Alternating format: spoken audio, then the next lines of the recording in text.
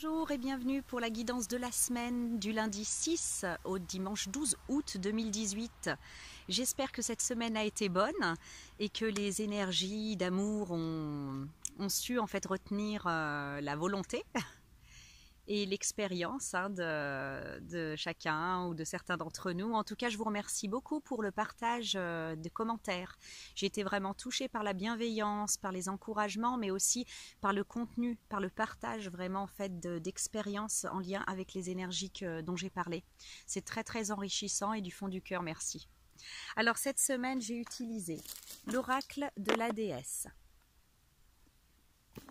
le tarot floral, message de votre animal totem, et en carte conseil, puisqu'on est vraiment dans des énergies du féminin, je trouve en ce moment, et dans les tirages aussi d'ailleurs, l'oracle de Kuan Yin, déesse vraiment de la compassion et du féminin sacré. Voilà, alors c'est parti pour l'interprétation de ce tirage. La première carte, ça commence fort, la fée Morgane avec ses rythmes.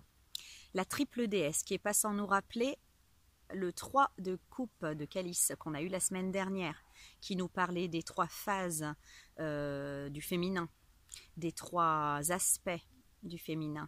Alors, j'ai été vraiment en fait happée par la fée Morgane cette semaine et je me suis beaucoup intéressée, renseignée sur sa vie. Elle m'intriguait beaucoup parce que c'est un personnage quand même complexe et assez insaisissable compte tenu des informations qu'on a. Tantôt en fait c'est la sorcière maléfique qui a vraiment maléfique quoi, qui a été à mon avis salie par par le christianisme qui à cette époque-là en fait prenait la place, supplantait en fait la tradition païenne, hein. Et la fée bénéfique, prêtresse, guérisseuse, savante dans tous ses aspects. Donc je me suis un peu plus penchée sur sa vie et puis vraiment, qui de mieux que la fée Morgane pour nous comprendre dans nos tourments et nos doutes, d'être incarné, d'humain, dans nos passions et dans tous les méandres, j'allais dire, et dans tous nos désirs, ambitions, rêves qu'on peut avoir en traversant toutes ces phases, vraiment. Je sais pas, je me tâte en fait à vous en parler, j'ai peur de m'embarquer dans un truc trop long, mais je vais essayer de résumer un petit peu sa vie. La fée Morgane, qui est la demi-sœur du roi Arthur, elle a d'abord été élevée dans un couvent où elle a appris beaucoup de choses, donc vraiment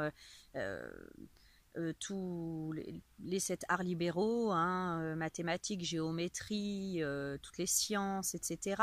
Et particulièrement, elle a appris la magie. Elle était très douée dans cet aspect d'enchanteresse, parce qu'elle a été en fait, c'est Merlin qui a été son maître de magie. Et vraiment, elle maîtrisait l'art magique mieux que n'importe qui d'autre. Et donc elle a été élevée dans un couvent où elle a appris tout ça. Elle a été formée par Merlin en magie, ce qui n'est pas rien quand même, hein.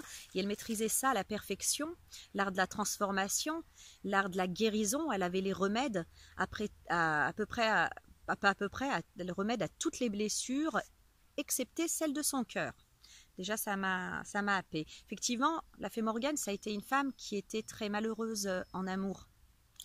Très malheureuse en amour, et en plus elle tenait une place qui n'était pas facile parce que contrairement à son frère Arthur et sa femme Guenièvre, c'est quelqu'un en fait de la fée Morgane qui a été indomptable, qui avait ses propres codes de valeurs morales, qui n'avait pas la langue dans sa poche, qui s'affirmait, qui avait le contrôle sur sa vie, hein. Elle était tout le contraire de Guenièvre qui, elle, représentait le christianisme, hein, la femme soumise, le christianisme, hein, je parle de l'époque, hein, la femme soumise qui obéit à l'homme, hein, qui ne donne pas son avis, qui suit.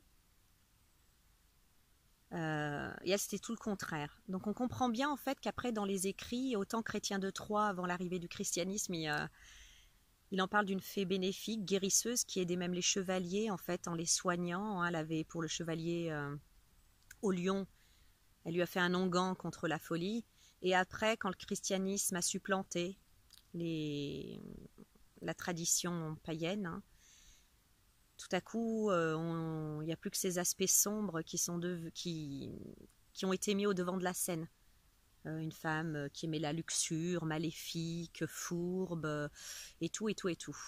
Voilà. Donc, quand elle est sortie du couvent, elle a été mariée à quelqu'un de noble, hein, puisqu'elle était d'une lignée royale, quelqu'un qu'elle n'aimait pas. Et comme elle tient les rênes, elle tenait à tenir les rênes de ses amours aussi, elle a pris un amant.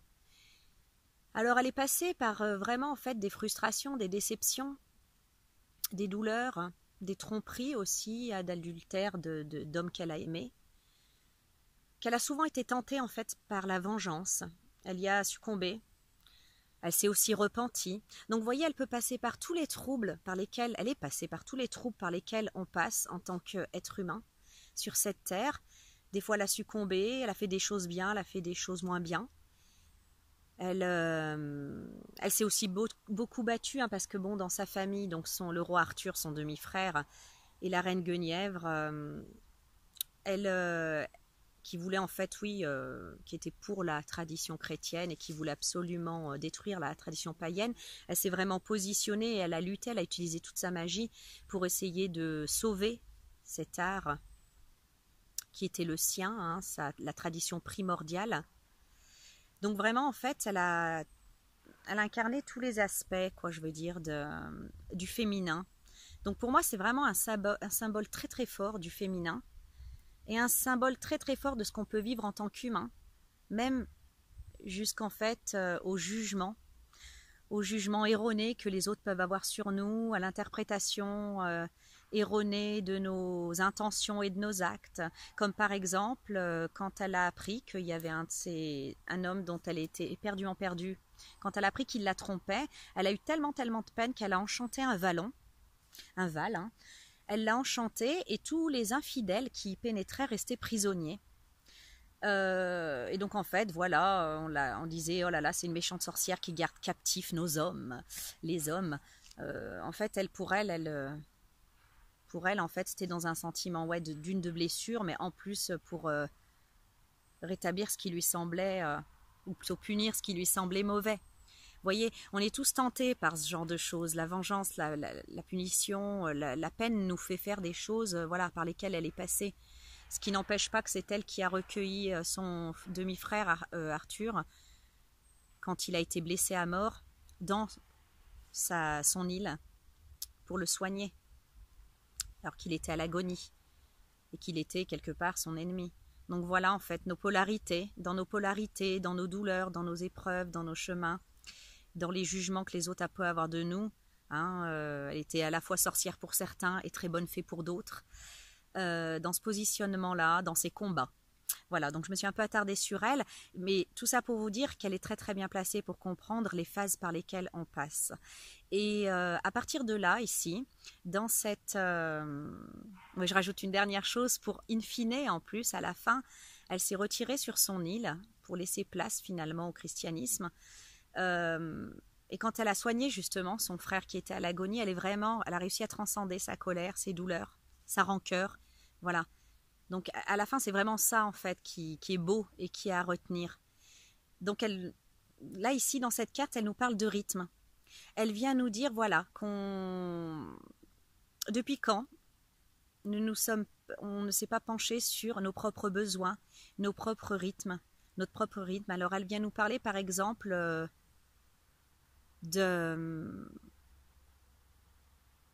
on s'est peut-être sacrifié, on s'est peut-être beaucoup investi pour être au rythme de quelque chose d'extérieur à nous, c'est-à-dire peut-être notre famille en tant que mère, père, parents, notre travail, peut-être pour vivre au rythme de notre amoureux. Voilà, c'est comme si on avait toujours été un petit peu téléguidé jusque-là par le rythme des autres et qu'on s'y est fondu pour la bonne cause, par devoir, par sacrifice. Mais depuis quand ne vous êtes-vous pas penché sur vos propres besoins et vos propres rythmes? Voilà. Sans vous fondre dans celui des autres. Le connaissez-vous seulement, votre propre rythme? Elle vous invite vraiment en fait à vous recentrer sur vous-même parce qu'il semble que jusque-là, certaines personnes se sont vraiment fondues dans le rythme des autres pour faire leurs devoirs, pour plaire et faire du bien, aider à ceux des autres, mais sans jamais vraiment se pencher sur nos propres besoins, vos propres besoins donc, nous-mêmes, et notre propre rythme intérieur, notre vrai rythme, nos vrais besoins, nos vrais désirs personnels. Voilà pour la fée Morgane. Et j'ai voulu préciser par rapport à sa vie parce que des fois il est facile de dire oui, trouvez votre propre rythme, votre propre rythme intérieur, vos propres besoins, quand en fait on n'a pas été à l'épreuve, entre guillemets, de devoir répondre aux sollicitations de notre devoir de parents, de notre travail, de notre amoureux aussi, aux exigences un peu des autres.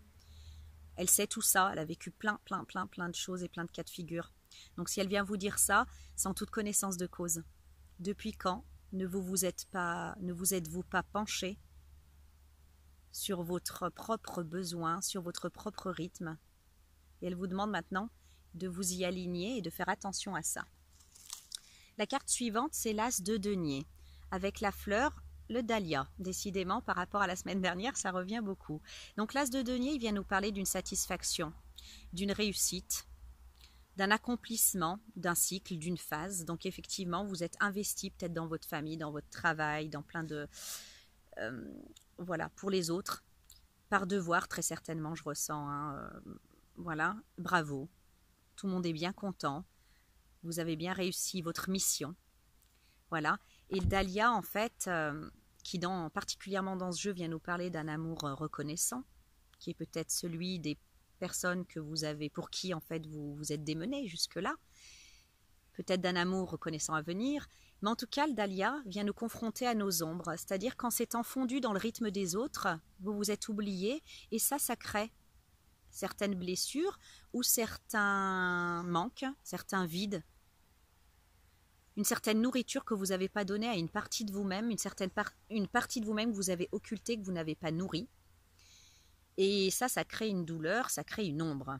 Donc, le dahlia, en fait, vous demande de descendre dans ces aspects-là, d'aller voir cet aspect-là de vous-même que vous avez négligé et de voir quel vide, quelle souffrance, quel manque vous y trouvez. Voilà, vous pouvez un petit peu lever le pied sur votre mission là, du rythme des autres et vous pencher là-dessus parce qu'il y a besoin, parce qu'il est temps et parce qu'il y a certainement des opportunités qui vont permettre de cheminer à ce niveau-là. La carte de l'émeu, ici, vient nous dire c'est le moment de partir pour une nouvelle aventure. Donc pour le moins des opportunités sont à saisir pour aller soigner, guérir cette partie de vous-même qui a été négligée pour le bien-être des autres. Il est temps en fait d'accepter, c'est le moment de partir pour une nouvelle aventure. Cette carte, elle vous conseille de ne pas succomber à « oui mais non, en fait, là ils ont encore besoin de moi » ou « cette situation a besoin de moi, j'ai pas le temps, je dois continuer là-dedans » parce qu'elle cache juste un sentiment d'insécurité tellement vous vous êtes habitué à agir et à faire en fonction des autres. Tellement en fait, vous avez occulté cette partie de vous qui a besoin d'un réalignement avec vous-même, de vous-même à vous-même. Donc, faire fi, j'allais dire, des fausses excuses, des pensées limitantes qui en fait ne sont que des peurs un petit peu d'aller vers l'inconnu. C'est ça, hein, vers une nouvelle aventure, d'aller vers ce qui vous est inconnu. Vers une partie de vous-même que vous avez délaissée, peut-être jamais explorée en fait même. C'est vrai que ça peut être impressionnant, déstabilisant comme ça de se dire mais il est temps de sortir de ces repères-là.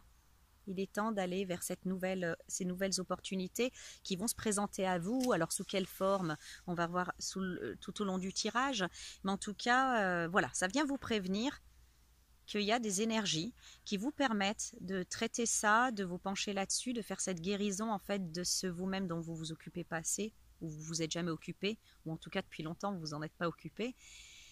Et vous pouvez les prendre comme vous pouvez les laisser. La carte de l'émeu vous encourage vraiment à les saisir et à ne pas partir en courant dans ce que vous connaissez déjà, dans vos repères.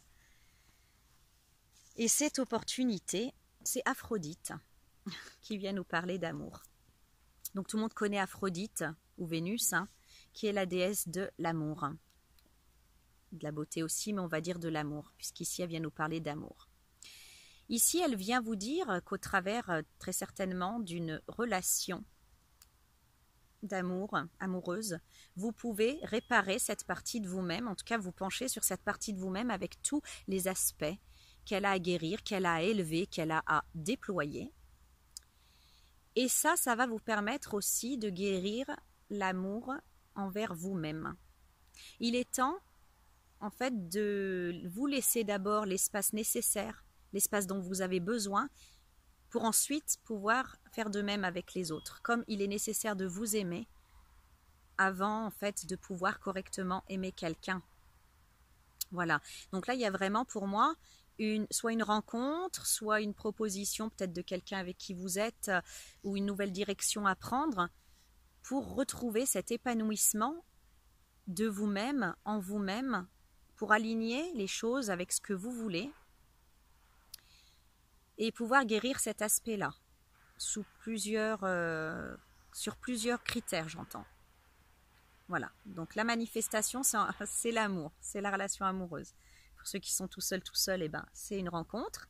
Alors, comme vous dit l'émeu, ne prenez pas vos jambes à, vos jambes à votre cou pour en vous disant hop, moi ma vie elle n'est pas adaptée pour une relation, enfin tout l'état d'excuses. Et face à ce sentiment d'insécurité que peut vous procurer cette rencontre ou cette proposition, ne prenez pas les jambes à votre cou parce qu'elle renferme un potentiel de guérison pour vous-même et pour la relation homme-femme, femme-femme, homme-homme, amoureuse quoi. En fait, je dis homme-femme parce que c'est vraiment, quoi qu'il en soit, en fait, peu importe les sexes dans une relation, mais la guérison féminin-masculin. C'est surtout ça que je voulais dire, l'unité en vous, puis à l'extérieur. Et là, j'ai l'impression qu'elle va venir de l'extérieur pour pointer du doigt certaines choses sur lesquelles il faut travailler et vous mener en fait aussi vers cette réconciliation masculin-féminin à l'intérieur. Il y a vraiment un double bénéfice à ça. La carte suivante, c'est la carte du monde avec les fleurs qui représentent la rose. La rose, je n'ai pas besoin de vous dire encore, c'est vraiment la fleur d'amour, le symbole d'amour. Alors, la carte du monde, pour moi, en fait, elle vient tout le temps célébrer la fin d'un cycle avec satisfaction, enthousiasme, ouais, bravo, on a super bien réussi. Donc, ça me parle vraiment par rapport à ces deux cartes, jusque-là, sur quoi vous étiez vraiment penché, ce à quoi vous étiez occupé, ce sur quoi vous vous êtes investi, qui est couronné de succès. Et un nouveau happy commencement, en fait. Cette nouvelle voie, cette nouvelle aventure, qui est cette relation amoureuse. Ici, on vous demande en fait de prendre avec enthousiasme, avec optimisme et sans peur cette nouvelle opportunité parce qu'elle est couronnée,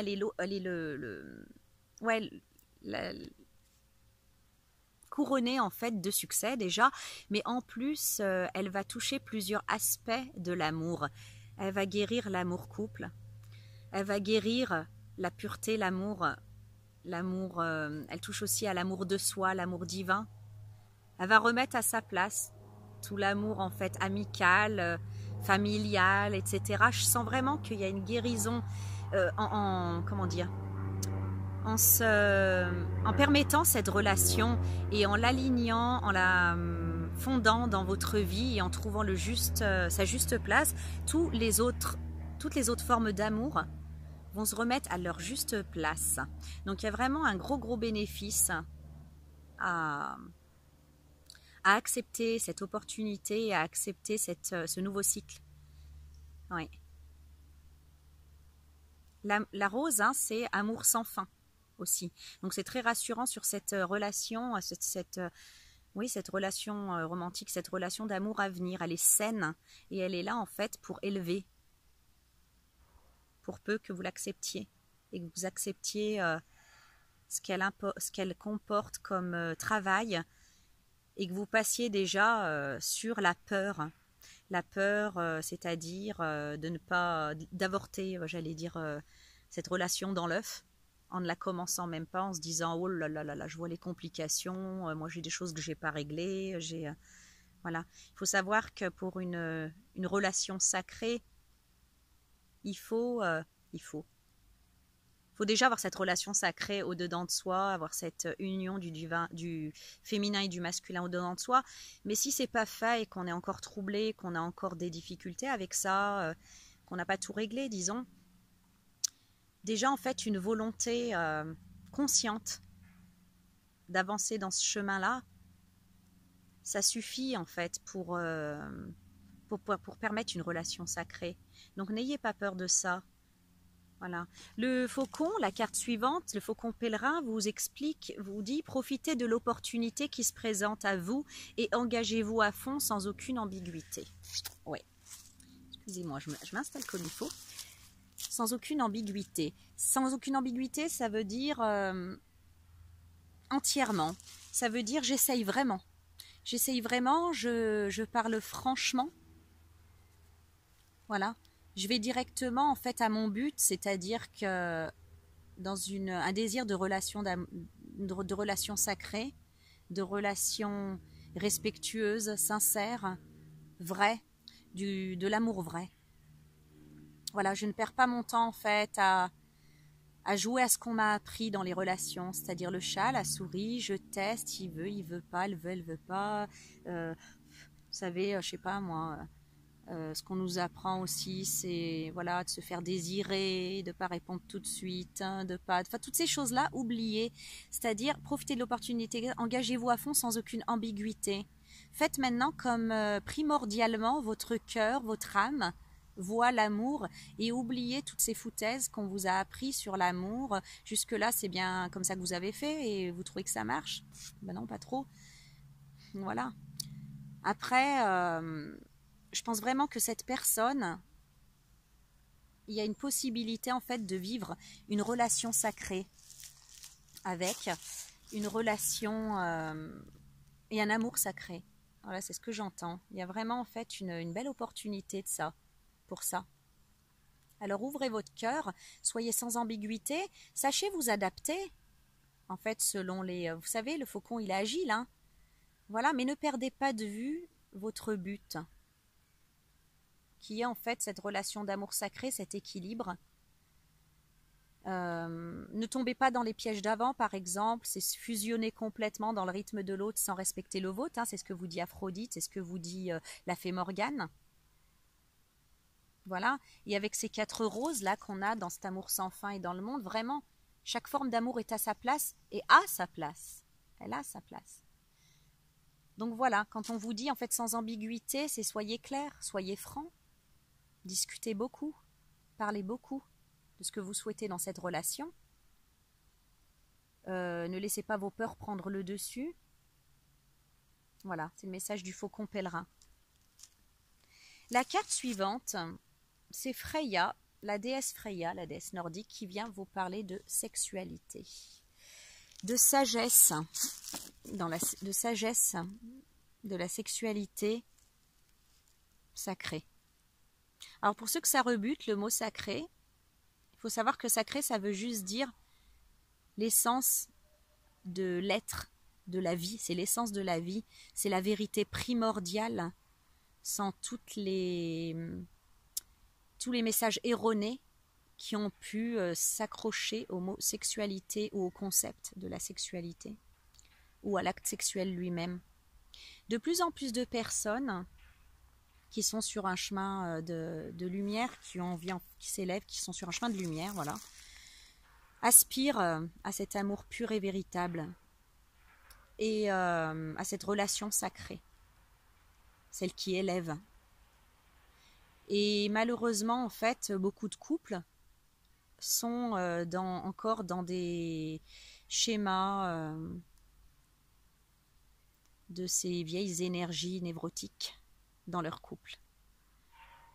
Et c'est pas comme ça en fait qu'on arrive à expérimenter l'amour sacré, la relation sacrée et c'est la sexualité sacrée. De toute façon, il n'y a pas de sexualité sacrée sans relation sacrée.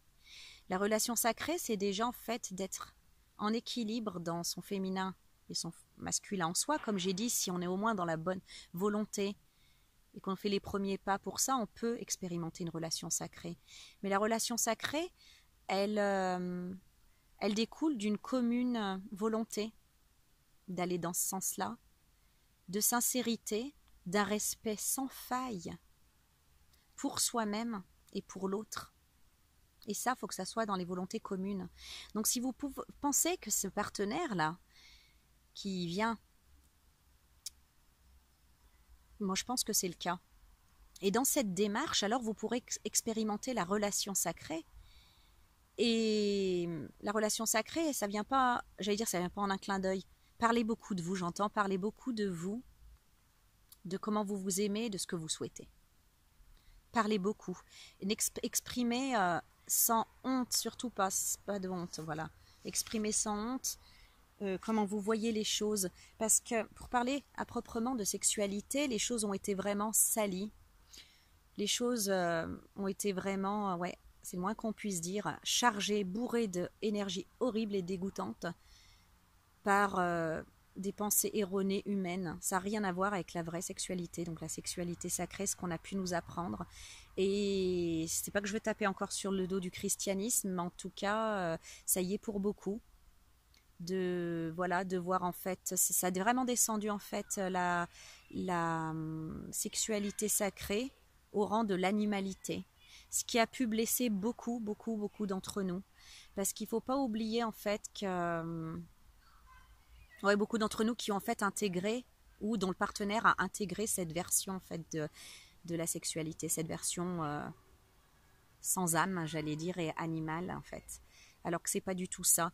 On n'est pas sans savoir, hein, je pense même la plupart, mais en tout cas je le rappelle, qu'il y a un échange énergétique immense quand il y a un rapport sexuel, quand cet acte sexuel se fait, et qu'en fait, s'il n'est pas fait en conscience, dans le respect et de manière sacrée, hein, j'entends encore, donc haute, celle qui élève dans des énergies élevées, et je veux dire, elle peut vraiment transmettre elle peut vraiment en fait polluer la personne qui reçoit ces énergies-là. Donc déjà, effectivement, avoir le juste milieu entre se protéger pour pas en fait récolter dans ses centres énergétiques cette sale énergie, cette sale version des choses, les mauvaises énergies, hein, et à la fois ne pas en fait se couper complètement et mettre une cuirasse pour se protéger et ne rien expérimenter, éteindre cette énergie qu'est la sexualité. L'univers nous a conçus quoi, et nous a vraiment en fait n'a rien oublié, n'a rien laissé au hasard, même la sexualité. C'est pas en fait une erreur, hein. Voilà. Je veux dire, ça a un sens. Ça a un sens parce que la sexualité est censée nous élever en fait et nous donner vraiment dans notre chemin d'évolution, nous donner une énergie très épanouissante, très porteuse, et des petits marcheurs, une énergie très très élevée, et doit nous aider à avancer encore plus vite dans notre chemin d'évolution. Voilà, il doit nous aider en fait encore plus à expérimenter cette unité du masculin et du féminin en nous, entre nous et pour l'autre aussi. Vous voyez, c'est quelque chose de très très sain, de très très lumineux, de très bien. Et en aucun cas, quand je dis sacré, voilà, c'est juste cérébral, comment on dit, désincarné et tout ça, pas du tout. Ça passe par ces belles choses que sont le plaisir, que sont oui voilà, ouais, les sensations. Mais voilà, je crois qu'en fait, quand on est dans une démarche commune de vouloir expérimenter la relation sacrée et la sexualité sacrée, donc, Je pense qu'il y a des fortes chances que ça réussisse. Mais ici, j'entends que beaucoup d'entre nous ont des grosses blessures par rapport à, à l'intégration, malgré vous, de versions violentes et absolument diffamatoires de ce qu'est la sexualité. Et que pour certains, ça a créé des blocages, une aversion même de la sexualité pour certains. Un dégoût, quoi. En fait, vous n'êtes pas dégoûté de la sexualité sacrée. Vous êtes dégoûté, en fait, de... Et c'est ce que vous refusez, et ce qui vous bloque, ce que vous voulez bloquer, c'est l'invasion. J'ai un moucheron dans le nez. L'invasion, en fait, dans vos centres énergétiques de mauvaises énergies. Et vous avez bien raison de vous protéger de ça. Seulement, dans cette relation, il ne faut pas condamner toutes les relations. Si, voilà, vous, en discutant, en parlant de tout ça sans gêne, en étant sincère et dans le respect mutuel, inconditionnel, entier, vous allez pouvoir, en fait, guérir, voilà, votre sexualité. Donc là, il y a une grosse opportunité de guérison de votre sexualité. Que ce soit en fait, je veux dire, du simple blocage, enfin du gros blocage, jusqu'à la simple incompréhension de ce que c'était véritablement. Voilà. Je vais un petit peu regarder sur le livret ce que vient nous dire Freya. Maintenant que j'ai largement exprimé ce que je reçois moi. Voilà. Freya est ici pour vous aider à rendre hommage à votre sexualité, je vous la montre en même temps. Le moment est venu de vous connecter à cette énergie vitale, primordiale, spirituelle et régénératrice, c'est ça. Et de l'exprimer avec ou sans partenaire. Cela consiste à être entièrement présent dans votre corps, pas seulement au niveau des épaules, de la tête, mais aussi du clitoris, de l'anus, des seins et des pieds. Permettez-vous de ressentir l'énergie vibrante et électrique logée dans vos organes génitaux et de l'utiliser pour stimuler tout votre être. Avez-vous déjà eu l'impression que la sexualité était trop imposante, terrifiante ou taboue pour vous en approcher? Ouais, ça, pour certains, je le ressens fortement. Et cette relation, elle peut guérir ça. Craignez-vous que si vous exprimez et chérissez votre sexualité, vous ne soyez plus une bonne fille? Ça aussi. Les messages que vous avez reçus à l'adolescence vous ont-ils empêché d'explorer votre sexualité? Êtes-vous si occupé que vous n'avez même pas le temps de combler vos besoins sexuels? Êtes-vous d'avis que la suite... Freya affirme qu'en vivant votre sexualité, nous nous ouvrons à l'énergie dynamique qui circule dans l'ensemble de la création. C'est ça, parce qu'en fait, il faut spiritualiser. Il faut toujours avoir, en fait, ancrer le corps et la matière, le corps, la matière et le spirituel, en fait, quand on envisage la sexualité. Lorsque nous nous fermons, nous limitons notre potentiel de connexion avec l'énergie de la déesse et notre vitalité en souffre. C'est ça, c'est que autant quand on laisse entrer des sexualités débridées, inconscientes, et qu'on laisse entrer n'importe quelle énergie, c'est l'épuisement, les mauvaises énergies, l'épuisement, la déprime, le mal-être qui s'installe dans nos centres énergétiques. C'est ce qu'on en ressent nous après. Et autant quand on se ferme complètement, on limite notre potentiel de connexion avec l'énergie, tout simplement, et notre vitalité en souffre. La voie vers l'intégrité exige que vous rapatriez toutes vos parties, et la sexualité en est une très importante. Donc vous voyez, quand je vous disais qu'il fallait en fait rassembler toutes les parties de vous-même, en fait, et il y a une partie que vous avez négligée pour faire du bien aux autres, pour faire votre devoir. Voilà. Il y a aussi celle de la sexualité. Et je vois un problème beaucoup plus profond, je vois des traumatismes, en fait. J'en ai un là qui me vient en tête, j'en parle parce que ça concernera peut-être quelqu'un, mais parfois un partenaire avec qui vous ne vous entendiez pas particulièrement en tout cas, et avec qui vous avez persévéré quand même pour essayer que ça aille, qui vous faisait beaucoup de mal en fait, vous ne vous sentiez pas respecté dans votre intégrité, vous ne vous sentiez pas forcément sincèrement aimé, vous avez été souvent blessé par cette personne, mais cette personne le soir venu, eh ben, elle voulait quand même avoir un rapport sexuel avec vous, alors que vous, en fait, dans vos blessures, enfin, c'était complètement le monde à l'envers, quoi. C'était pas possible pour vous et vous avez pu, en fait, eh ben, vous forcer en vous disant que ça résoudrait peut-être les choses. Vous savez, ce fameux réconciliation sur l'oreiller, quelle horreur. Euh, voilà, vous avez en fait essayé des choses comme ça et puis en fait ça vous a plus pollué, ça vous a fait du mal et ça peut vraiment en fait vous avoir dégoûté et créer des gros blocages. Et des fois, même si vous rêvez à cette relation d'amour pur, à cette belle relation divine, hein, cette relation sacrée, ça vous bloque. Vous dites ouh là là, moi de la sexualité j'en veux plus quoi, parce que vous avez limité ça à ça ou parce que vous avez gardé en fait cette blessure, ces déceptions euh, là-dessus. Mm. Et des fois, ouais, on a pu vraiment se blesser au nom de stupidité, quoi. Stupidité souvent émanant en fait de l'église, quoi. Le devoir conjugal, ça vous dit quelque chose? Voilà. Et ben non, quand on n'est pas en fait en connexion, en paix, en amour et dans un profond respect avec quelqu'un, il n'y a pas de devoir qui existe. Et là, ça me ramène au côté rebelle de la fée Morgane, qui en fait ne respectera pas et n'a jamais respecté des codes de valeurs erronés qui n'étaient pas les siens et auxquels elle adhérait pas. Donc il y a tout un travail en fait de guérison hein, qui se fait au travers de cette relation et dans des couches très profondes et de nettoyage aussi, j'entends. N'ayez pas peur de vous confier à cette personne parce que j'ai ici le valet de coupe et l'encolie. C'est marrant parce que ça fait mélancolie. Il y a une sorte de, ouais, de mélancolie que je ressens en fait, comme si vous vous sentiez pas capable après de... C'est pas capable, mais un manque de confiance. Ouais, la confiance, elle doit être vraiment absolue aussi dans cette relation sacrée. C'est pour ça qu'il faut beaucoup parler et beaucoup discuter de vous. De vous, de us, quoi. De nous, quoi. De vous deux, voilà. En fait, l'encolie, le valet de coupe, je peux parler des deux de toute façon, c'est vraiment, il agit selon son cœur. Il obéit qu'aux voix de son cœur. Et d'ailleurs, il peut être très vulnérable. Parce que des fois, il ne se protège pas trop. Voilà, il va que dans les élans de son cœur. C'est l'amoureux de l'amour, hein, comme je dis.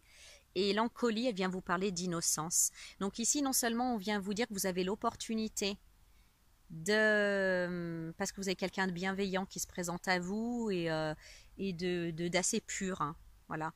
Et on vous conseille de vraiment suivre la voie de votre cœur. Voilà, s'il faut vous confier, confiez-vous, parlez, ouvrez-vous, ouvrez votre cœur, ouvrez le cœur des cœurs.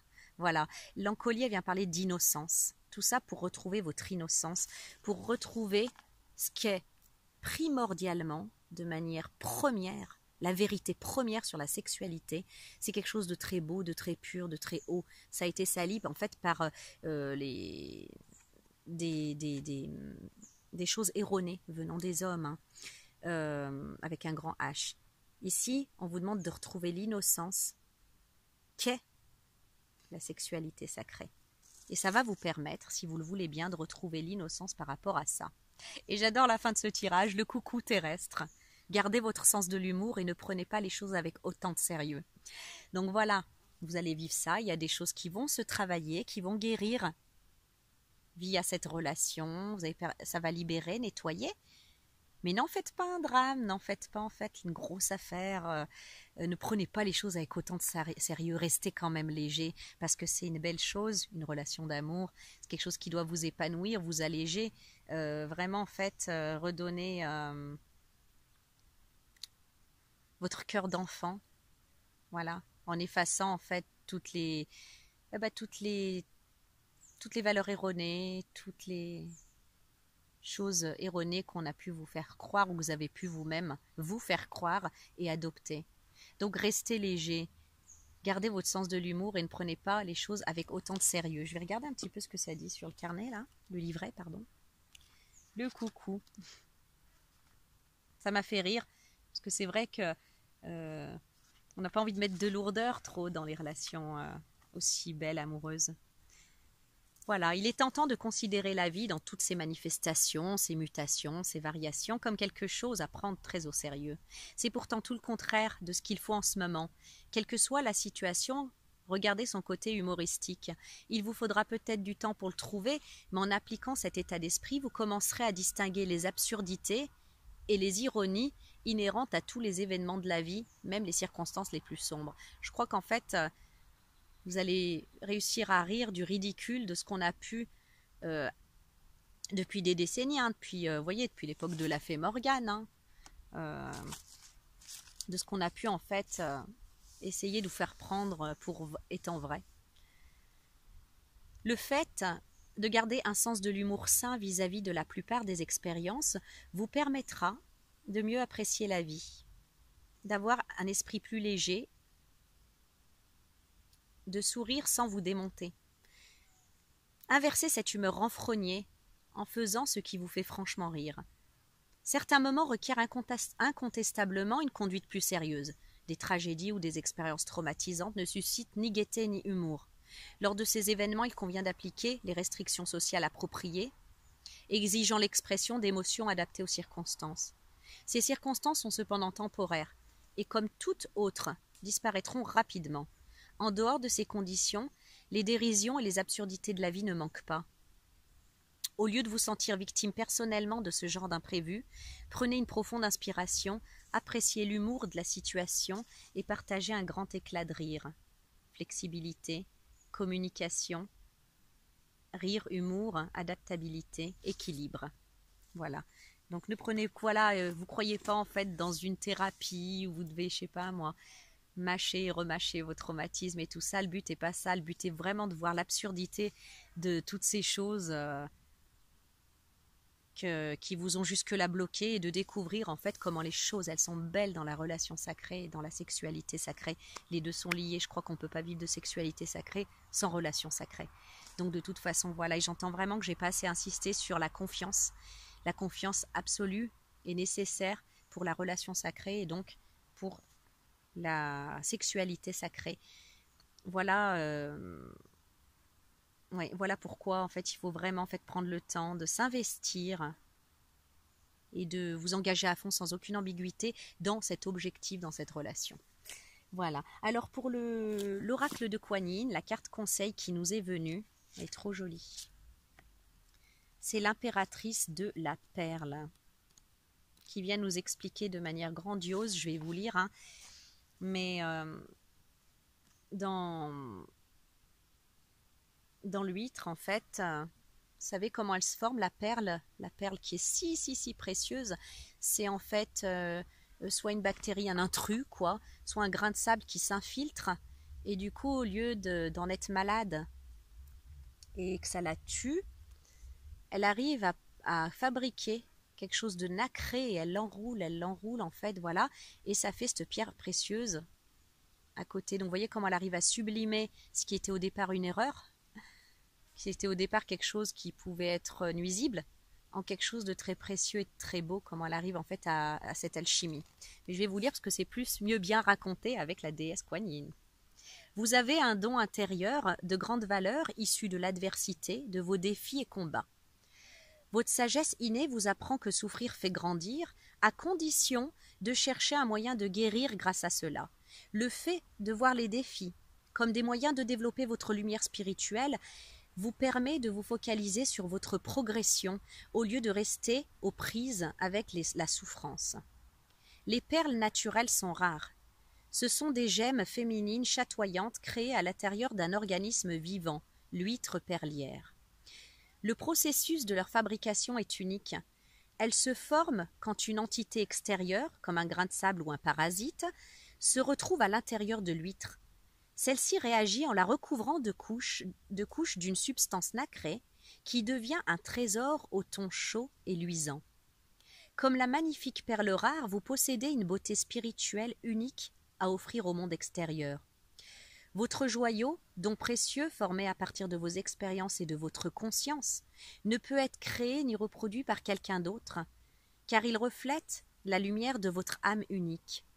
Toutes les difficultés que vous avez traversées sont un don karmique destiné à faire grandir en vous cette offrande intérieure exquise venue soutenir l'évolution spirituelle de l'humanité. Quand vous reconnaîtrez cela, vous vous accommoderez facilement, plus facilement, de vos problèmes et les utiliserez pour progresser au lieu de leur procurer l'énergie inutile en vous focalisant sur eux, ce qui les nourrit et généralement les pousse à grossir.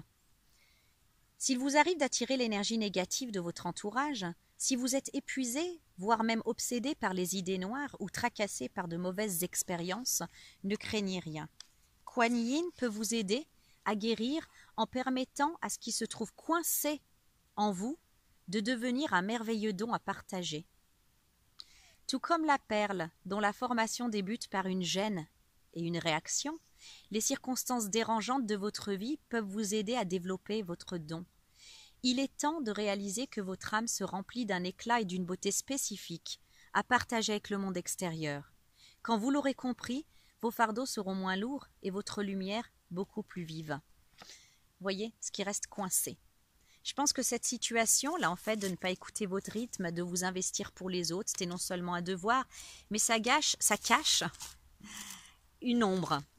L'ombre dont vient parler le Dahlia, ce qui reste coincé en vous. Ce qui reste coincé en vous à propos de la relation sacrée, à propos de l'intimité, à propos de la sexualité sacrée. Et vraiment, en fait, vous pouvez réagir en acceptant cette opportunité, en reconnaissant ce travail, en reconnaissant que ces absurdités ne vous appartiennent pas et en les redonnant et en reprenant ce qui est à vous, c'est-à-dire votre innocence, vous allez pouvoir effectivement vous épanouir et de faire de ce qui était une gêne initiale, un problème, une souffrance, comme l'huître, quelque chose en fait de magnifique pour vous, de précieux et pour les autres, parce que je pense que vous pourrez devenir un modèle, que ce soit en fait et enseigner aussi les choses pour toutes les jeunes filles, pour tous les jeunes hommes, c'est-à-dire les jeunes quoi, pour voilà, c'est quand même complètement contraire au modèle qu'on a et ça, des fois on constate que la plupart du temps que ça va plutôt dans le mauvais sens à ce niveau-là, et il y a besoin d'âmes qui ont compris ça et qui ont réussi à libérer ça pour aider aussi les autres. Donc vous voyez, c'est sur un plan encore plus supérieur que notre propre personne. Mais déjà pour notre propre personne et ce partenaire, c'est déjà génial et c'est déjà une belle expérience et une belle chose. Voilà, qui remonteront les vibrations de toute façon. Quand on est mieux, le monde est mieux. Voilà, donc je vous souhaite une belle semaine, vraiment de profiter de cette opportunité de relations sacrées et de dégagement de ce qui était coincé. Voilà, je vous souhaite vraiment de belles guérisons, une belle rencontre, un bel amour. Et ben voilà, tout est dit. Je vous souhaite une belle semaine. Prenez bien soin de vous. Profitez bien de cette belle saison ensoleillée. Et je vous dis à la semaine prochaine. Au revoir.